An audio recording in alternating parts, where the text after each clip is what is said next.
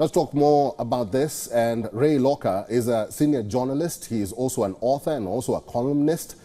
Mr. Locker is joining us live from Utah. Mr. Locker, welcome to Race to Power, and it's good to see you. Quick question.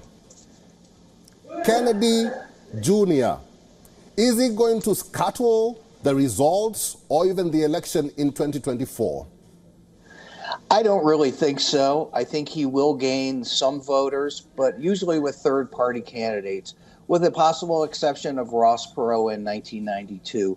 They tend to fade as the campaign goes on because they don't have enough money, they don't receive as much exposure, and the focus turns toward the main two candidates. And I anticipate that's what's going to happen here. Mr. Locker, how are Americans in general viewing these cases that Donald Trump is facing? Because as we can see from January or even February, his popularity ratings has somewhat dipped. And we've seen that Biden's popularity rating is somewhat increasing. What can you say about Americans' view on Donald Trump's cases? Well, I think they're having an effect. I mean, really, Trump has not been that visible since he left the White House. He does events, he's on social media, but he's not really on Twitter. He's not really on the main social media platforms. The news media don't really cover his campaign events. And now he's coming back into the public eye in a way that most people can't escape. And it's through these trials. And they're devastating.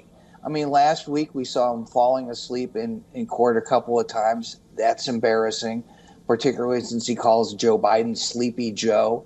And now you're going to have a parade of prosecution witnesses who say that he broke the law. And that starts today. And that's never a good thing for a presidential candidate. Mr. Locker, what is that one thing that Joe Biden can and should do in order to become victorious in these 2024 elections?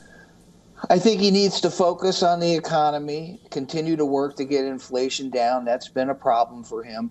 But really, the U.S. economy since the COVID-19 pandemic is the strongest in the world. I think he needs to keep emphasizing that, go to places where his laws have taken effect and are helping people, like where the Infrastructure Act is working, the Inflation Reduction Act. He's got to keep telling his story, and I think that's what's going to help him.